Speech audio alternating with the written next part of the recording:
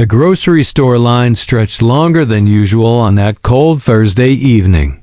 Fluorescent lights buzzed overhead, and exhausted parents shifted foot to foot with kids in tow. Among them stood Michael Lane, a 37-year-old single dad with rough hands and soft eyes, holding a small basket, cereal, milk, eggs, and a tiny pink cupcake for his 6-year-old daughter, Ellie. His construction work had been thin lately, but he never let Ellie feel the pinch. "That's Daddy's job," he'd say, smiling even when his eyes told a different story.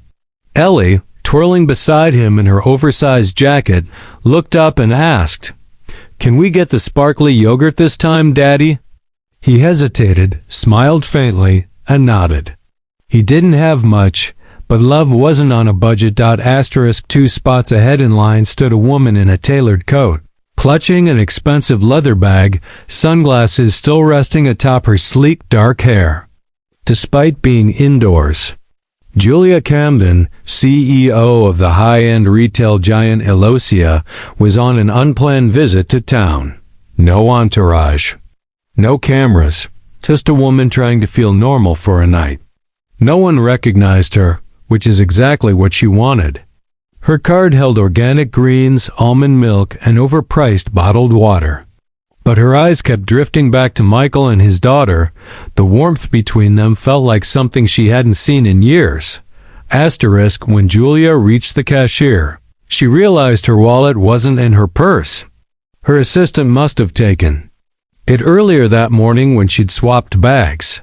The cashier, already overwhelmed, sighed. Julia checked again, her confidence slipping into embarrassment. "I must have left my wallet." "I'm so sorry," she said, unsure what to do. Behind her, Michael stepped forward. "I got it," he said simply, setting his few items on the belt behind hers. She turned, surprised. "That's really not necessary," she said. He just smiled, gently waving off the protest. "It's okay. Happens to all of us." The cashier rang up everything. Michael paid. Julia thanked him, quietly, sincerely, and offered to pay him back. He laughed. "You can buy the sparkly yogurt for my daughter next time," he joked. Julia smiled, genuinely, for the first time that day. She didn't know what stunned her more, his kindness, or the fact that he didn't recognize her. As she left, she turned once more to watch him lift Ellie into his arms, the little girl giggling and pointing at her cupcake like it was treasure. Something in Julia's chest ached. Not from loss, from longing. That night, Julia sat in her hotel suite, thinking of the man in the flannel shirt and worn boots who didn't flinch when it came to helping a stranger. She looked him up, using the store's surveillance logs and her company's reach. She found him. Michael Lane, construction foreman, widowed, raising a daughter alone. No complaints filed, no debts unpaid. Just a man quietly surviving. She stared at the report for a long time, then closed it and smiled. She wasn't done with him, not by a long shot. The world needed more Michaels. And Ellie deserved more than sparkly yogurt. The next morning, Michael returned to work. He didn't know who Julia was. He didn't know a camera caught the moment, nor that it was circulating privately within Elosia's internal communications. Captioned, "Kindness doesn't check price tags." Julia flew back to the city but kept tabs on him. Weeks later, Michael received a letter, not from a bank or bill collector, but from Elosia Inc., offering a partnership, funding for a local construction project that would employ over 40 people, with Michael listed as the site lead. He stared at it for nearly an hour, stunned. He didn't connect the dots. Not until Julia herself walked into the job site on the day the groundwork began. She wore boots instead of heels and a flannel of her own. Ellie, holding her dad's hand, whispered, "Daddy, it's the yogurt lady."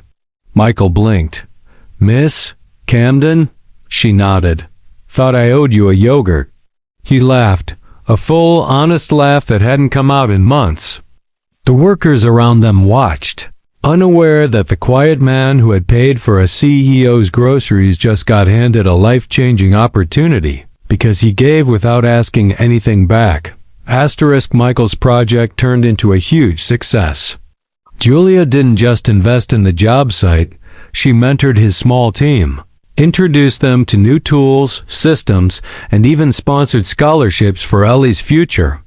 But more than the financial shift, it was Julia's continued visits, her genuine interest in Ellie, and her trust in Michael's values that made the biggest difference. Over time, their friendship deepened. From shared coffee on break days to joint community outreach projects, people began to wonder, who really saved? Who that day in the store? The press eventually got hold of the story, but Julia never allowed them to spin it into a PR move. He didn't know who I was, and that's what made his kindness real, she said in a rare interview. He helped me before I could offer anything. I've spent my life making deals, but that moment was the first time I truly felt human again. Michael, when asked, simply said, I just did what I hoped someone would do for me, or for Ellie. 1 year later, Julia opened a new division within Elosia, focused on working-class partnerships and community-led design projects. The first team she hired? Michael and his crew. Their headquarters stood in the same town where he'd once stood in line with a pink cupcake and not enough in his wallet. Today, Ellie helps design the office murals. Michael still packs her lunch every morning, and Julia? She still buys sparkly yogurt, 2 at a time. One for herself, and one for the little girl who reminded her that wealth means nothing if it's not shared with heart.